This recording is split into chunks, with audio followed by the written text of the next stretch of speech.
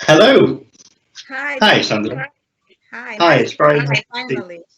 Likewise, very nice to meet you. And I'm very excited that we're here to celebrate the fact that you won the Literary Translation Initiative Award at the London Book Fair International Excellence Award. So first of all, congratulations. Thank you so much. We're going to have a little chat about, sorry, go ahead. I can't believe it. It has been a while, but I'm still processing.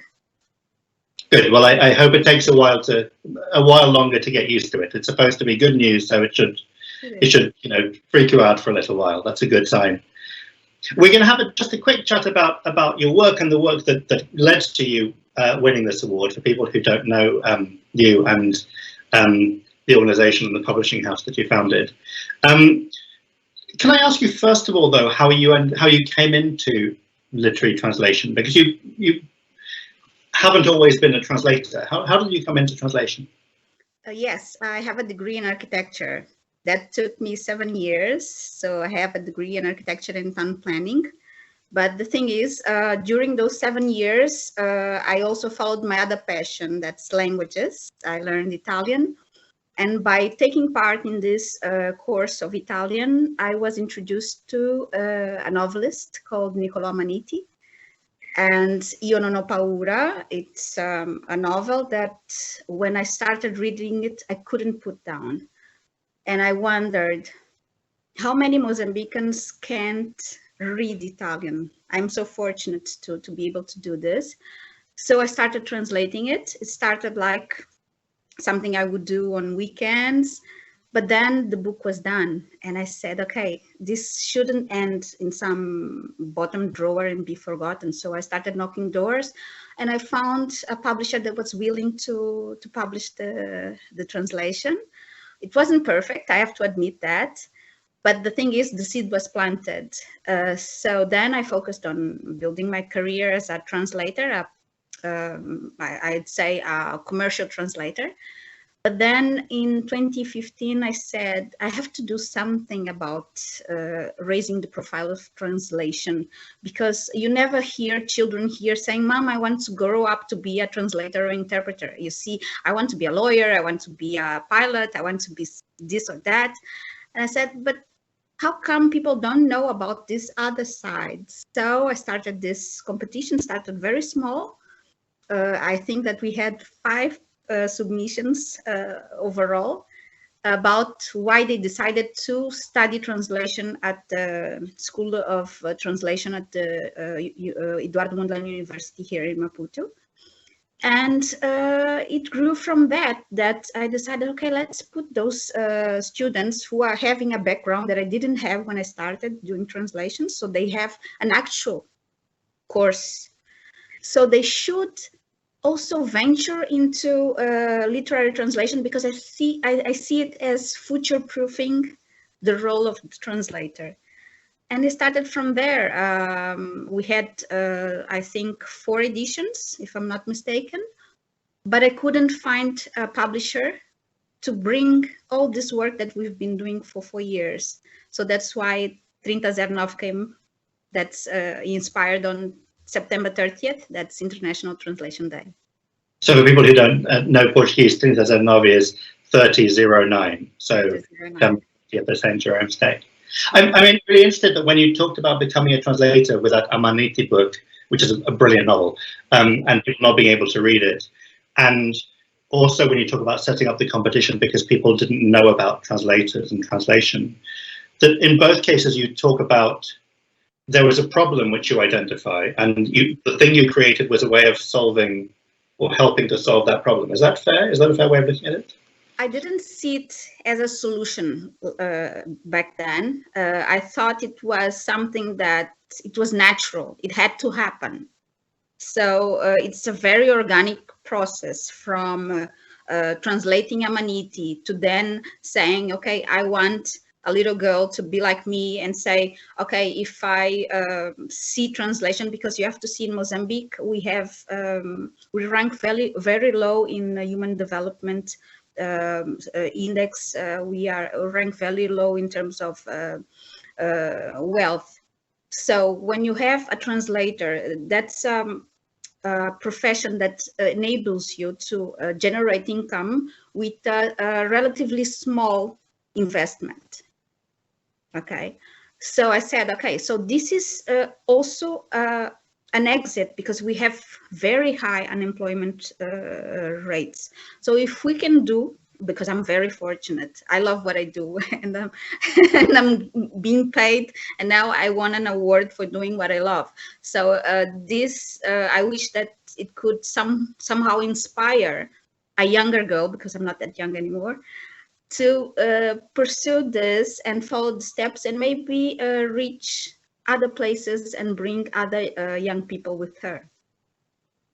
You mentioned the where Mozambique falls in the kind of development indexes, but it's also, there's along with that, or as part of that, there is an issue with literacy rates, isn't there? Of course, yes. The literacy levels are only about 50% in Mozambique. Yes. And I wonder whether there is a kind of tension between, on the one hand, wanting to do things that are, you have literary translation, and you have publishing, and you have opportunities for people who are literate, and have had those educational privileges, and at the same time we have people, as I understand it, like your grandmothers maybe, who weren't in fact literate when they were.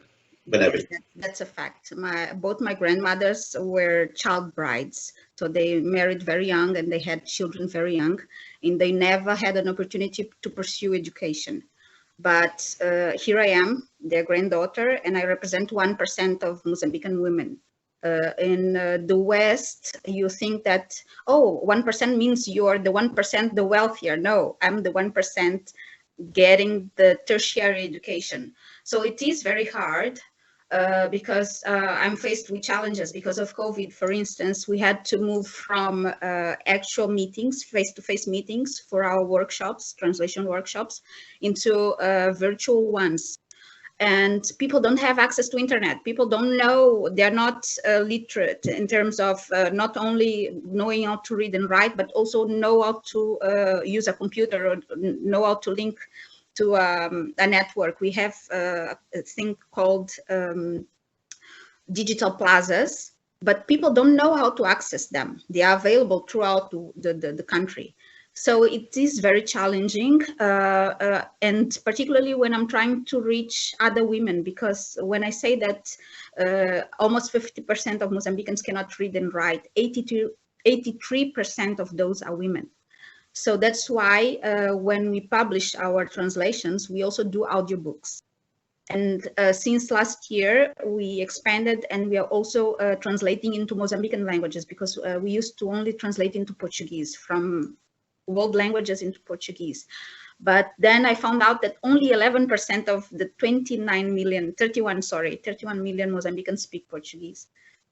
So I had to do something. So we are now doing into Makua, that's the language with the largest percentage of speakers, 26%, and then into Sena with 13%, and then Xangana, that's 11, Portuguese, and we cover all the three main regions of the country, so southern, central, and northern. And we are growing from there. And by being in our audiobook in their native language, so their mother tongue, I think that we'll plant the seed of getting to know who Agualusa is, who Paulina Shiziani is, because it's important. I heard on BBC once that a woman, she's illiterate from somewhere in England, but she knew all of Dickens' works by listening in the radio. So that's my dream to Mozambique too. I love the ambition. I think the ambitiousness is exciting, and I will ask you in a second about those ambitions. But I'm interested in the way that the different bits of your work somehow seem to fit together. You mentioned starting with this competition, which has now grown to something like 500 young people taking part, which is an amazing thing. Translation. And then the publishing house, which sort of evolves from that. But it feels like these things, even though they look quite disparate, it feels like there is a kind of organic thing that connects them all somehow. Definitely, because as you said, I found the need and I'm trying to fill that gap. So nobody was doing anything about translation. So we are trying to set up now the Mozambican Publishers Association, but nobody else is doing translation the way I'm doing, because I focus on translation. It's 3009. So September 30th, we only publish translations into Mozambican languages. So this comes because nobody would publish the work of this group of people who was translating for the competition. From establishing the publisher, then I find that it's very hard to sell a book because I have to pay translation rights, I have to pay translators. So the cost is higher than if I publish an original from Mozambique.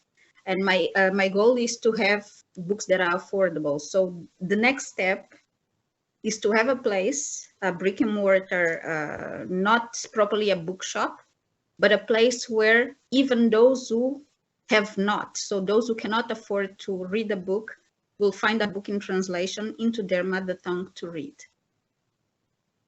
So that's the next step. The next step. Grand evolution. Exactly. And here where I live in Marraquén. Marraquén is 26 kilometers away from the CBD, from the capital, where all the wealth is condensed. Wealth in terms of financial wealth, because of natural resources, it's throughout the country. But the thing is, it's a 30-minute drive, but it's a completely different reality. You don't have a single bookshop in Marraquén for 240,000 people. You don't have a single bookshop, you don't have a library, you don't have anything. We have a very rich school district, but all those schools lack a school library. And Trinta Zero Nove is now building a catalog, because one of the things I found in these 2 years that I've been working in publishing is that adults or teenagers, they don't read. They have other forms of entertainment, and they stick to that. They won't invest, they won't spend all their spare money on books.